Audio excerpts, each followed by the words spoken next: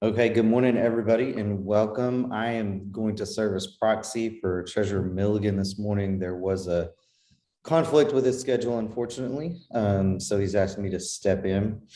You have been sent the meeting packet. You should have it in your emails as of yesterday afternoon.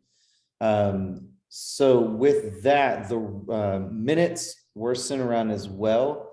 So give everybody just another minute to refresh their review of them and see if there's any edits.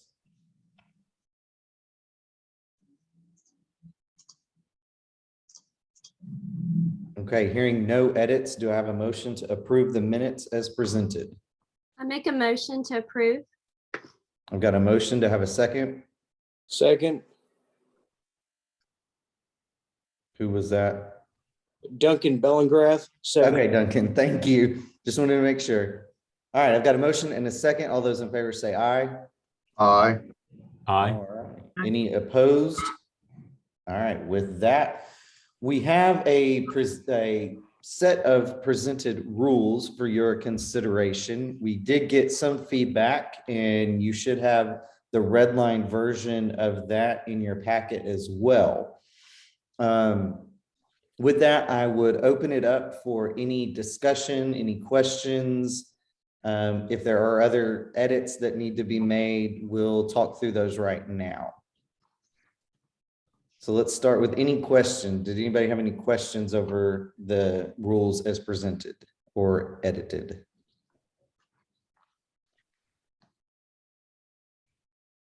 Okay. Any discussion over anything that was in the rules?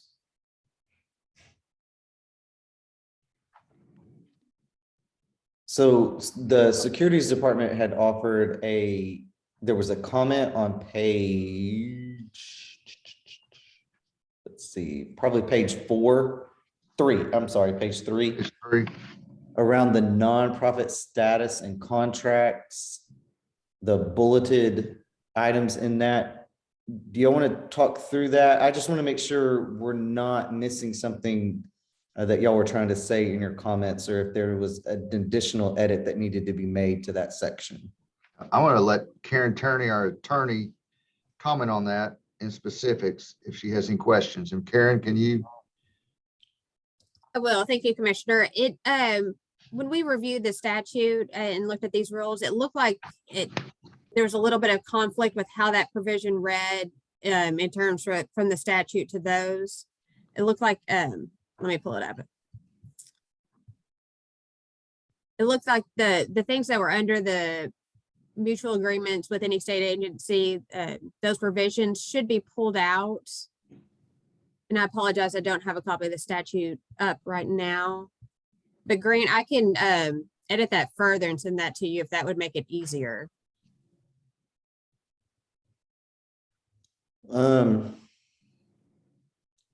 That's fine.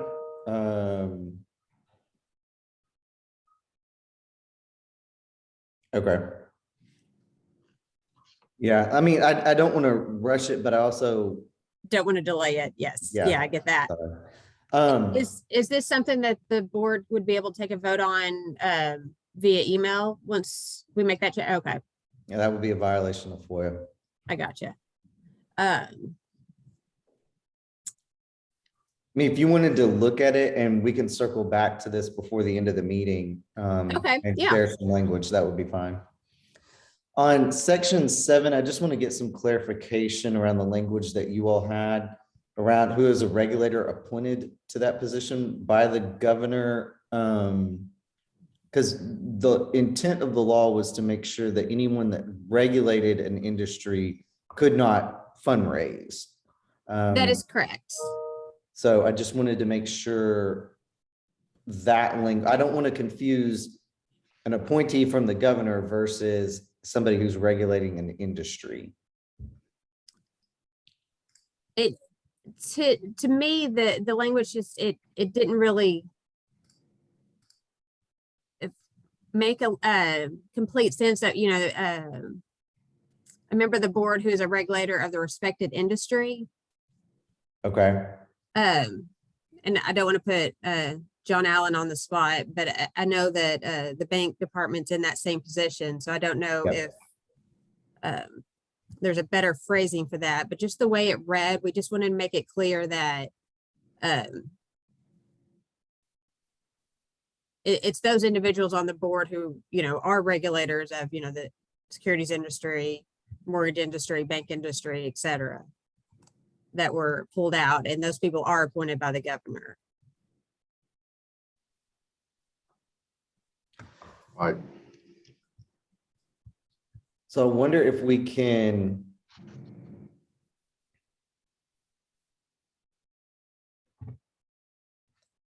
I'm trying to find the law real quick too. Yeah.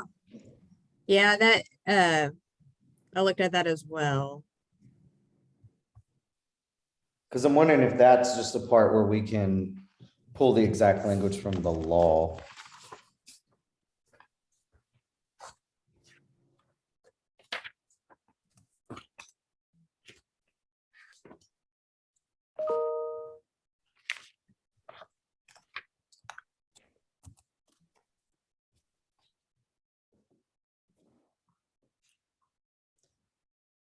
And then while we're looking up that, the only other question I had is the change from education to literacy. There is a little bit of a shift in verbiage within the industry to go away from literacy to education. So that's why that language was used. So we would prefer to keep education over literacy because it is more than just being literate or illiterate and being educated. There is some, and it's just as the industry has evolved around that, there is sensitivity to that verbiage.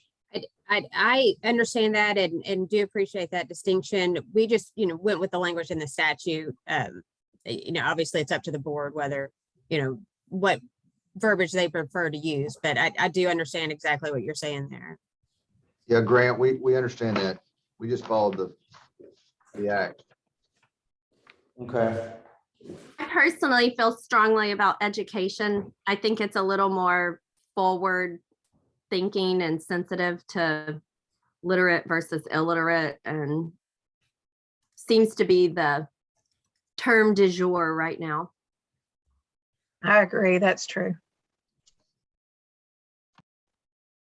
Okay, so we will keep the education verbiage.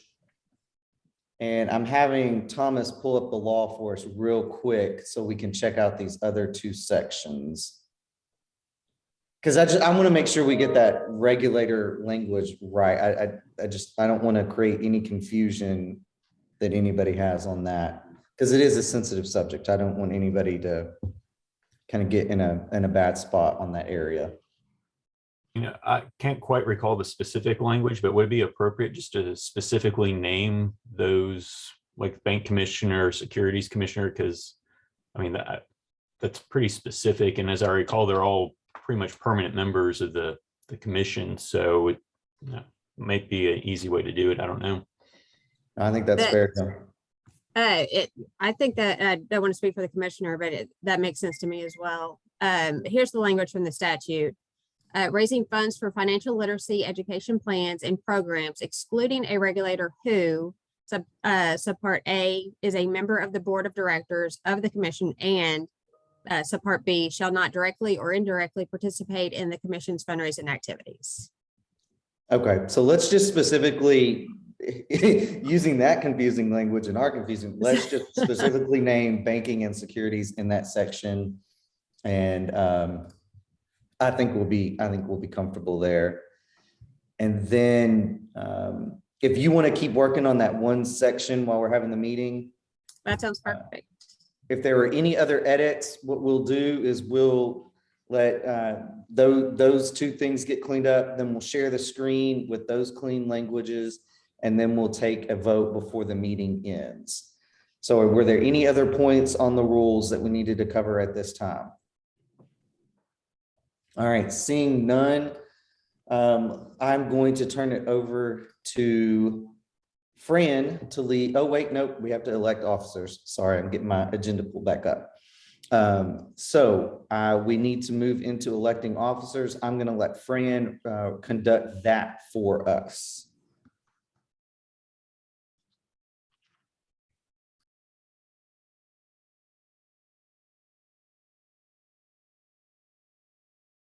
Sorry about that. Yeah, so at our last meeting, we had asked everybody to consider serving in some capacity to help us with our efforts. And in the survey that we sent out, I couldn't tell who answered what question, I mean, whose responses went to which person, but we had kind of gently asked, interest level of people willing to serve. And at this time, part of forming this commission is we do need to elect officers. And so I would like to open it up for nominations. Grant, I'm not exactly sure what the procedural strategy is here, to get that started. I don't know if people nominate people. I don't know if people volunteer. But So or we will voluntold. yeah, we'll pretend that there's some nominations going on. I'm imagining with this group, it's going to be more of a volunteer led, and I do appreciate anybody's consideration on that. But why don't we we'll start from the top and work our way down. So I believe there's a vice chair would be the first officer that we would need to fill. Yes. So with that, I would accept any nominations or volunteers for the role of vice chair.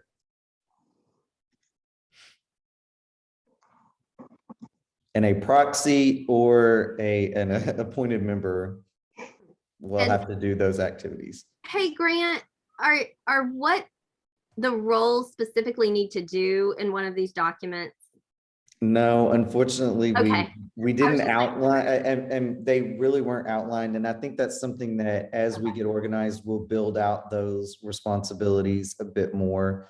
I apologize for that, but it's kind of chicken and egg. Unfortunately, Understood. we need to have Understood. these officers, but we aren't really in a position to kind of dictate what they would do, or at least I wasn't comfortable dictating what those would be. I would rather the board kind of do that. I think we're all willing to serve in some capacity. It's to Abby's point where we're a little leery to volunteer without Sure. fully knowing what we're volunteering for. And is it I may have missed this, is it your appointment or term that you serve, or is it, how does that work? Yeah, it'll just be a one-year term. And what are the positions again, Grant? So it's going to be vice. Vice chair, secretary, and treasurer. Okay, I'll start it off. I like that we have private sector people here. How about I'd like to nominate our friend, Mr. Steve Brown as our first vice chair. All right, there is a nomination. Thanks, Harry. Are you opposed to doing it, Steve? I'll be All happy. right. With that, all in favor of Steve Brown serving as vice chair, say aye. Aye. Aye. All right. So now we have the role of secretary. This one we can all kind of understand and appreciate. Our staff, Thomas, will be kind of responsible for the minutes, but the secretary would be the one that would officially sign off on them. Thomas would work with you in kind of review and making sure that your notes and our notes kind of mesh and those items are taken care of. But it would be submitted by the secretary for officially for each meeting.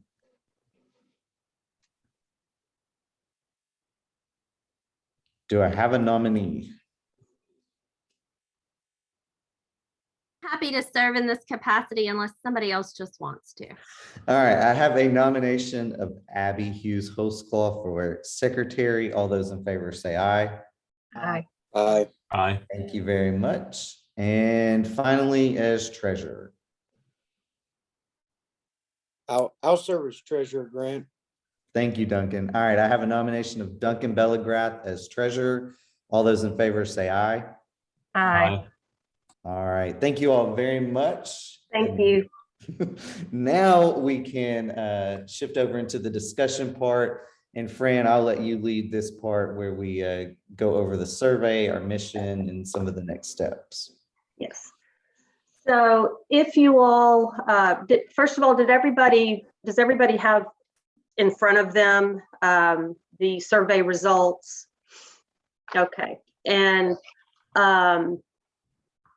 so this represents, we did have 6 people complete the survey. And I didn't see any major surprises here. I thought it was very interesting, actually, that there was as much consensus with regard to that first question concerning, the first year, what 3 groups or demographics should the commission target? And almost, what is that?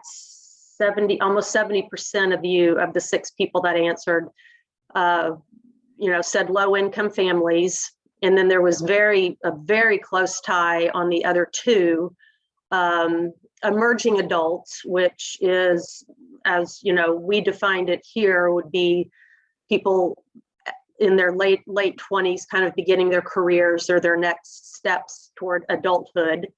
And then hand in hand with that would stand to reason it would be K-12 students. So I guess that would be one of the first things I'd want to discuss is, do you all have any insights, any disagreements, discussion about the area of focus of the commission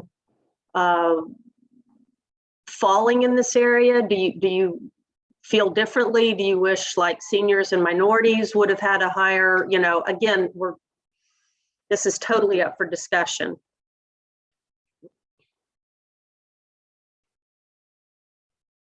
I'll start. I really wasn't surprised by the results of that. I mean, based on at least my memory of the conversation during our first meeting, I think those were the 3 themes that practically everyone talked mostly about. So with the results of the survey confirming that, it didn't surprise me at all.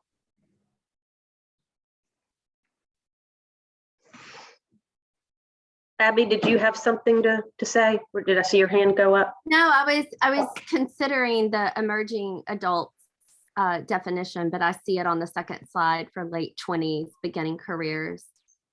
My sense is that the top 2 categories in particular of low-income families and emerging adults, and even the K through 12 students, seem to be where there might be the largest ROI, right, for our efforts.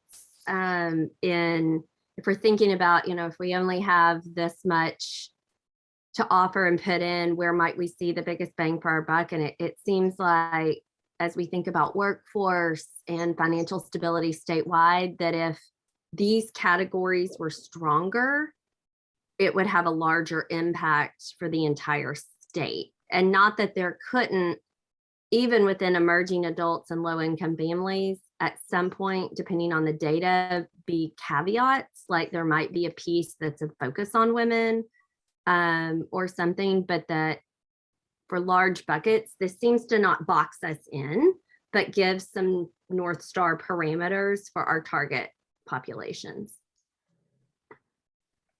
I think one of the questions I had was, in terms of just, again, with regard to just those top 3, I feel like to a degree, there's some built-in connectors with the low-income families and the K-12 students. So in terms of trying to find and direct our messaging or our efforts and target certain people, there's some built-in opportunities, there with people to connect us with low-income families and obviously K-12 students. The area I'm kind of murky on is I'm not saying it's not an important audience. It's an important audience, but I'm trying to figure out what are some built-in avenues where we could reach emerging adults. I mean, because they're not in the school system. They're not, we don't know where they're employed yet. I'm just trying to get my head around how we would reach that audience. So Fran, I immediately went to, one is employers, like what we can do in the private sector with corporations and employers, and the degree to which those emerging adults are post-secondary education or certificate bound within community college or training programs as well. I think that those are some different types of partners that would have to be involved and courted into these conversations, but I think it's all possible. I would agree with that. And on a national scale, I think there are some organizations that when they're hiring these new employees are making kind of adding to their orientation a little series of financial literacy education type activities just to kind of help them be more solid, just knowledge, basic knowledge. Or perks like emergency loan opportunities and mandating some employers. I don't know if Arkansas is prohibited from mandating direct deposit or strongly encouraging it. And so there's an opportunity for some education about banking. Okay.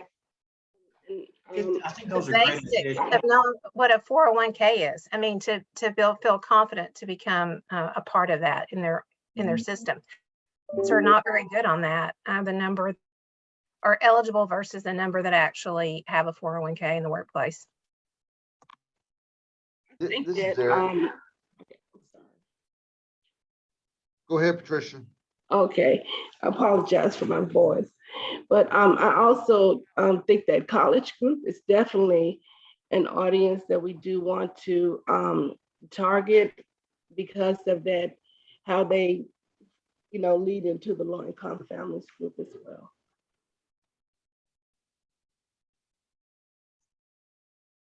Can you I hate to do this to you, Patricia. The very last part of what you said was cut off. Yeah, I was just saying, I believe that there are probably some fairly easy partnerships that we can do with colleges here in the state of Arkansas that can help us to reach that population for the emerging adults. That's a very good point. And Grant, I don't know if you followed any legislation. I thought there was a piece that was proposed that Shane Broadway was somehow connected with, where they were trying to offer some type of mandatory course for all entering, maybe freshmen. Do you know anything about that? Can't remember who proposed it. I'll have to look back. Yeah, it was probably rumors. I don't know that I ever saw the bill but I may have gotten distracted on other legislation. But yeah, I'd be glad to let's pull that back up and dust it off and see where we are with it. There potentially could be an opportunity for partnership and piggybacking to some degree of what some of the realtor associations are doing to reach that segment, where they're doing some education classes for first-time home buyers and things like that, that they do on a regular basis. And maybe we could add some content to that and piggyback off of something they're already doing. So by industry, you think, so the realtors and some other industries you think are doing that? Yeah, I know a lot of the realtor associations are doing that. This is going in a different direction, but I would love for us to have some parameter or definition guide rail, I don't know what the right word is, around low income family, and might suggest that one option would be to use the ALICE data that the Winthrop Rockefeller Foundation and Entergy and the Arkansas Community Foundation has funded, and actually Delta Dental now too was a part funder in the latest report. And the essential result of that ALICE data, which is asset limited, income constrained, employed, and I'll put a link in the chat box in a moment. If the headline is 200% of poverty or below. And so if you look roughly at where ALICE falls, it's about 200% of poverty. And if you follow the federal poverty level, it has not been indexed or updated, I think, since the 60s. And so the going thought is ability to meet very basic needs in the state of Arkansas is about 200% of poverty wages. And almost half of our state fall into the ALICE category. So I'll post that. And if somebody else has a different recommendation for low income, I'm completely open to it, but that's one of the best ones I know of. Eric, had some comments a minute ago. I wanted Yeah, to give you the I mean, I'm listening to everyone and there's a lot of great points and there's so much needs out here. I'm just trying to listen and in our own struggles here that our outreach and investor education efforts. And Grant, we talked about this briefly. There's not a lot of just solid data out there and we don't have any money yet. We're a new board commission.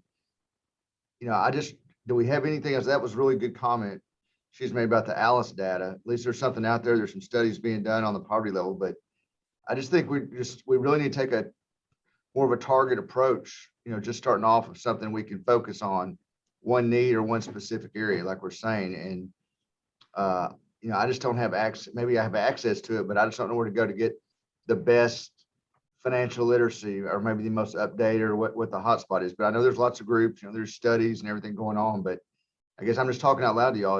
And I think we need to, because it says the question is, you know, what's your target group and what are we going to target? But don't we need some numbers and data to target that group first?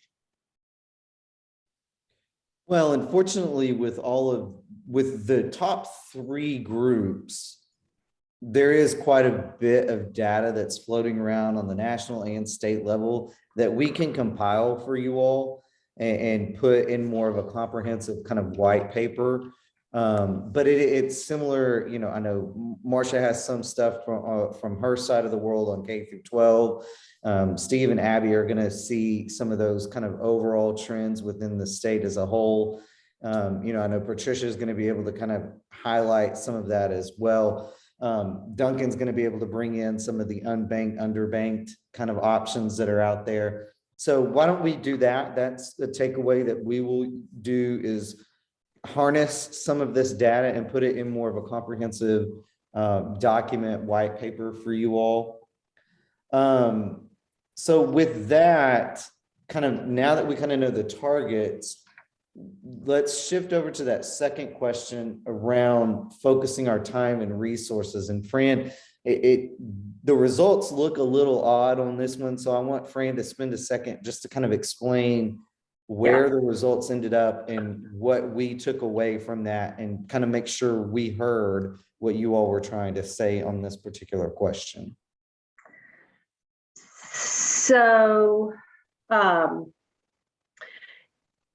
yeah, this one, it was the ranking question, thinking about our first year, please rank where the commission should focus its time. And the only reason the other category appeared at the top is, if you don't think of this as a ranking, it's think of these as individual questions that all of you answered. So it's like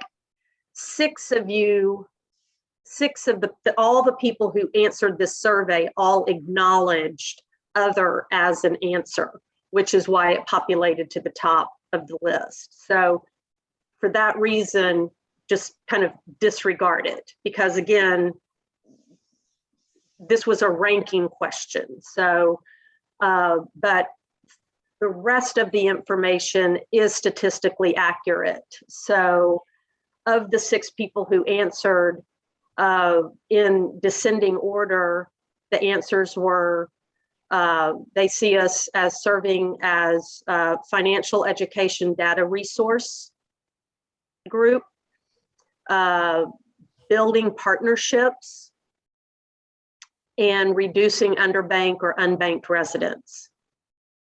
And then those are the top three. And then you can kind of see the rest of the order. Operating as a financial think tank, and legislation was last. So my takeaway from this is kind of skewing toward this idea that I believe we brought up at our last meeting, the idea of being more of a clearinghouse or a resource that people would not only come to for information, but that we would put white papers and be available to make recommendations where it was appropriate on some of the issues that pertain to the audiences. Any insights from you all? Any surprises?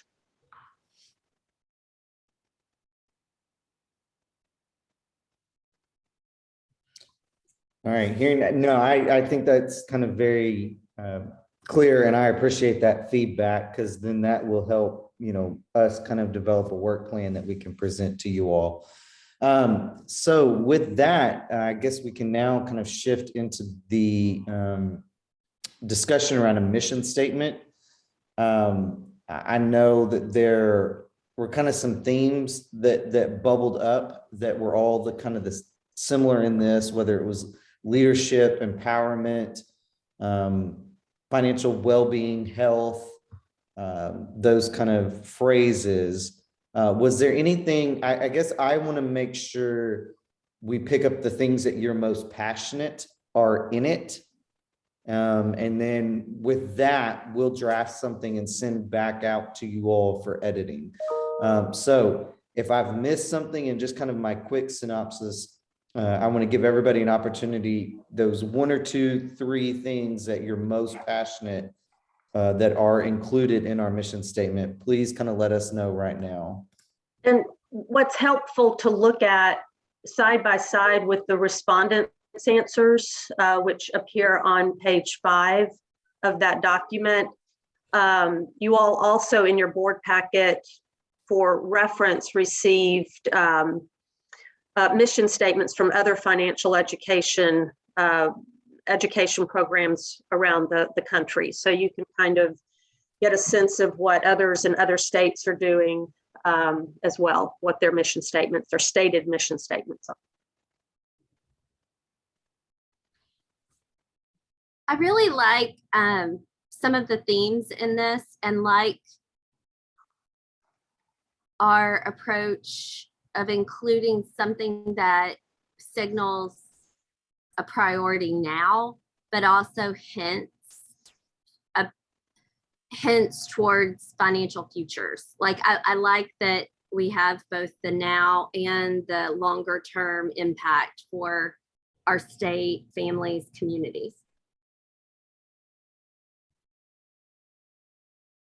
Okay. So I don't know who said financial futures, but I really like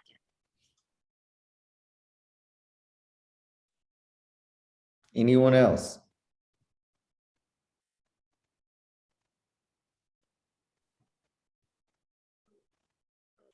Type my answer, but I was just gonna say, I like the verbiage that includes that our mission will serve everyone or all Arkansans. I noticed that was stated in a lot of the other states as well. Okay.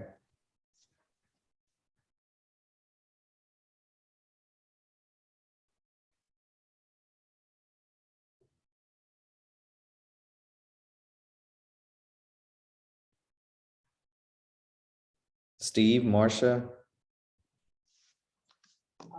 I think there's a lot of comment. I mean, they're not necessarily all the right words, but I think most of what we saw in the respondents were similar themes, and that is how do we lay a foundation to create that positive future for our state from a financial perspective.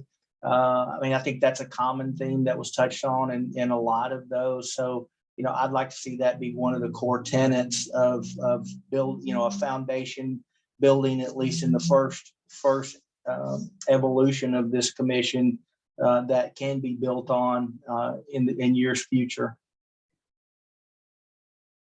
Okay.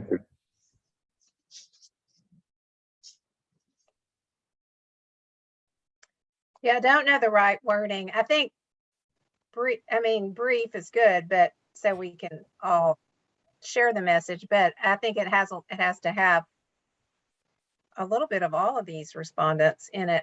I was just looking at what the other states had to kind of compare. I hadn't really looked at those.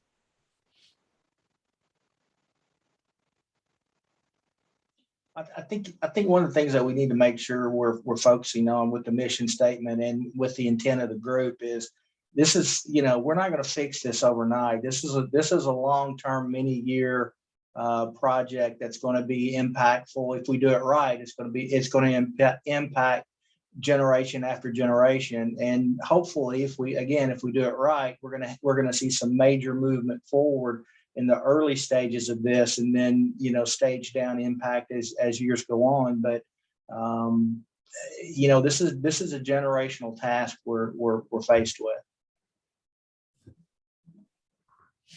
This is Eric Grant. If we're talking freely here, what's the treasurer staff's opinion, and Treasurer Milligan, does he have an opinion about the mission statement?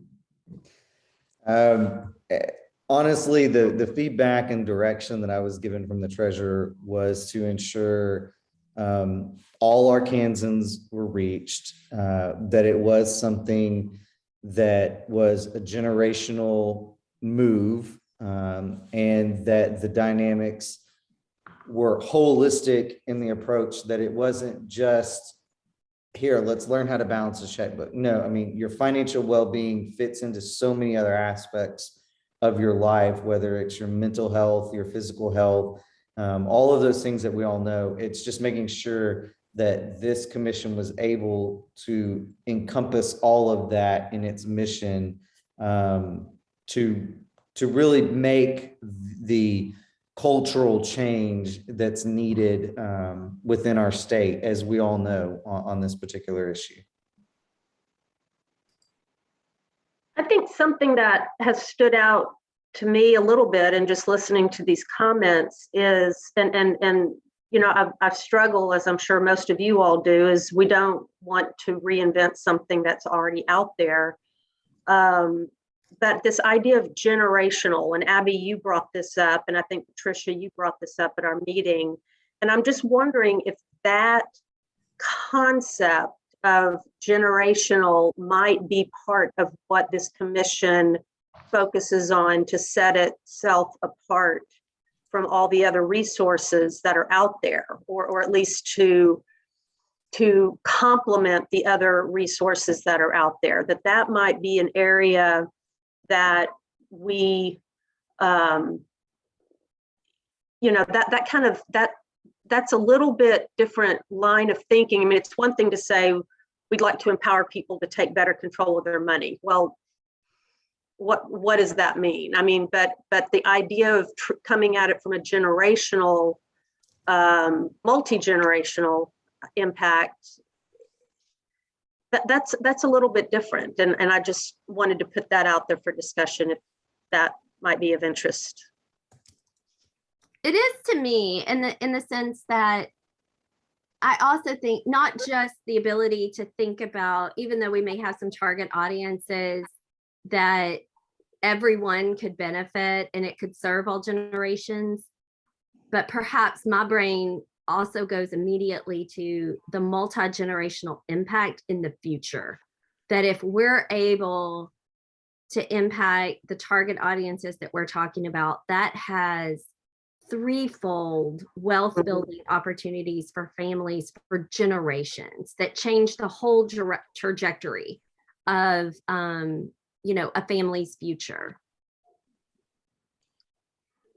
And unfortunately, we won't know that impact we won't be able to gauge some of that success. But I think the idea of engaging that mindset might be of benefit to consider. And I think that it supports the target audience that we identified earlier, the low-income families, emerging adults, K-12, those top three. You are looking at generations when you look from K-12 all the way to the head of the family. And also, I was thinking, you mentioned the word culture. When I think about the commission, the thing that excites me is if I had a wand and could really have what I wanted, I would love for people in the state to have just a new passion for financial education, just to sort of somehow remove that fear of I'm not doing it right, all the things that I'm doing wrong. And that can happen from a generational approach. Mm-hmm. If you start at the K-12 level and you're, teaching something for the entire household to understand, then I think it's possible that and I'm not gonna say I love financial literacy myself. I know everybody's not gonna just love it and want to be sitting on the weekends doing budgets, but just to have this feeling of, what are the possibilities if I actually save? What could happen if I do this? And I would just really love to see the state have more of a passion for it. And I think approaching it generationally could help do that.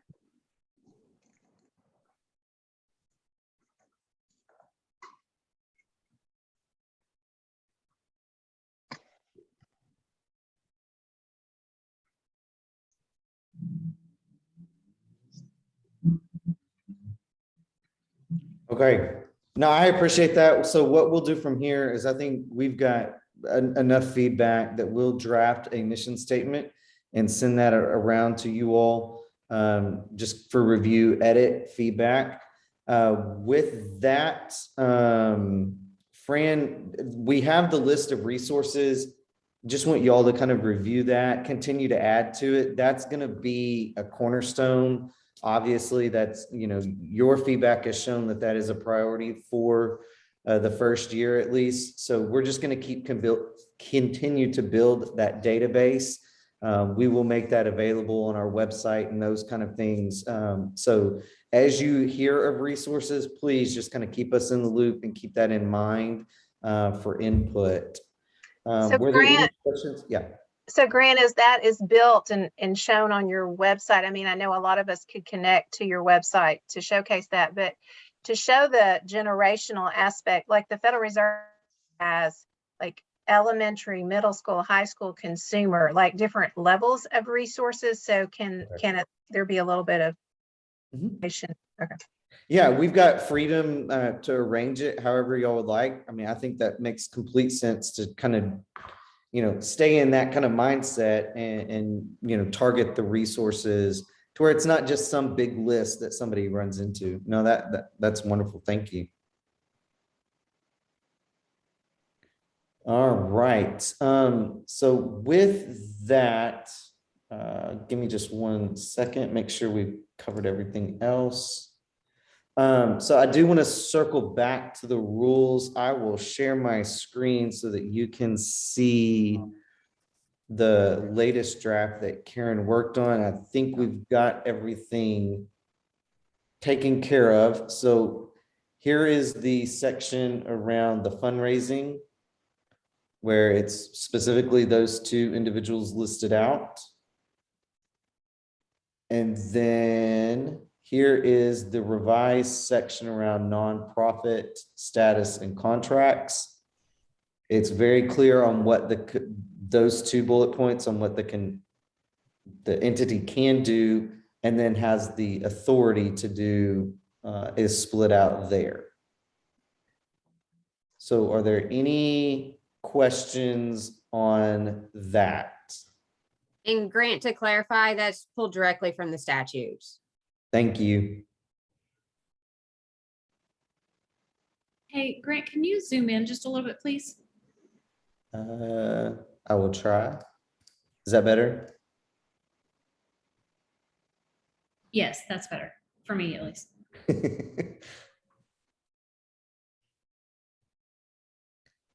Okay, with that, I would entertain a motion to approve the rules as presented. And Grant, I did make that change from literacy to education. So that copy Yeah. has taken that out. I just wanted all the members of the board to know that they were voting on that as well. That's in section 8. And Make a motion to approve. I second that. All right, all those in favor say aye. Aye. Aye. Aye. All right, thank you all. So from here, we will now fall into the APA process. So we'll have to go through the public comment period, the legislative review, all of those things. So with the fiscal session coming up, hopefully we can have them done May-ish. We'll see. But we will keep everybody kind of updated on that process and that timeline. Hopefully we can get it, done quicker rather than later, but it really is dependent upon the legislative schedule at this point. Karen, thank you for doing that during the meeting. Yes. Absolutely. All right. With that, I'll open it up to any other kind of questions, but just some next steps that I'll see is Fran and I will sit down, we'll kind of organize not only kind of the white paper, briefing document that kind of gives everybody the latest and greatest of where statistics are and things like that. We will also draft a mission statement and then come up with 3 or so goals based off of the survey results for you all to kind of look at, review, edit. Then we'll come back. I believe, let's try to set a time in February to meet, to wrap all of those things up. And then I think we'll have what we need to kind of get to work, and it can kind of start getting from conversation more to action.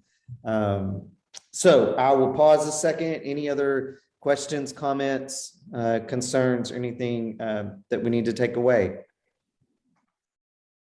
Fran, I would just encourage you and Fran to utilize us and pester when necessary for help with, if it's looking at research or weighing in or looking at drafts of things,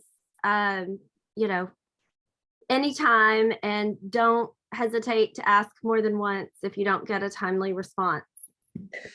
Thank you, Abby. I appreciate that.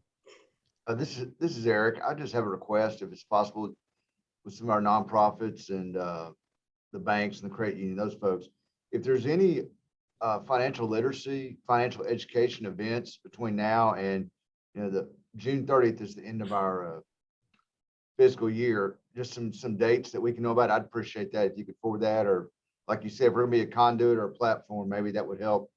There's some big events going on out there that we could all know about or get on the calendar. No, that's great. I know one grant is Arkansas Asset Funders Network is planning a Delta specific bank on gathering to really try to engage financial institutions in the Delta of Arkansas. I don't think there's a specific date for that, but I even think lifting up this commission and our work would be really helpful for folks to know it exists. And then for anybody, I mean, dare I wonder if it's going to be virtual or in person, who knows? But anyway, we can keep you posted as that gets planned. And then typically there's a larger symposium in the fall of the bank on. Okay, perfect. All right, with that, I believe if this kind of time frame within the month of February looks good for everybody, we will set the next meeting for then, let me see, that would be like February 8th.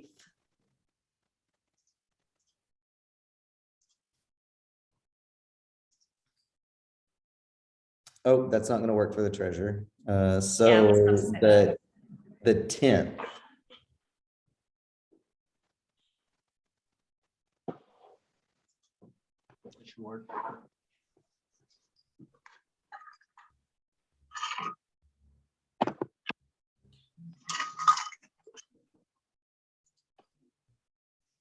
Should we schedule the 10th as a tentative meeting date? Yeah, I was waiting for Eric's feedback, but Yeah, yes, that works. I was looking at that State Board of Finance meeting on the 8th, and yeah, that'll work. so yeah, we'll set for the 10th tentatively and keeping the same time period, 10 o'clock. And with that, if there are no other business before us, would entertain a motion to adjourn. No move. All right, I've got a motion. Do I have a second? Thank you to Second. those who took on leadership roles. I second that. All right. Thank you, officers. Okay. Thank you all very much. Have a wonderful rest of the week and look forward to seeing you all soon. Thank you, guys. Yeah. Stay safe. Thank you. Good job, Grant. Good job, Fran. Thank you.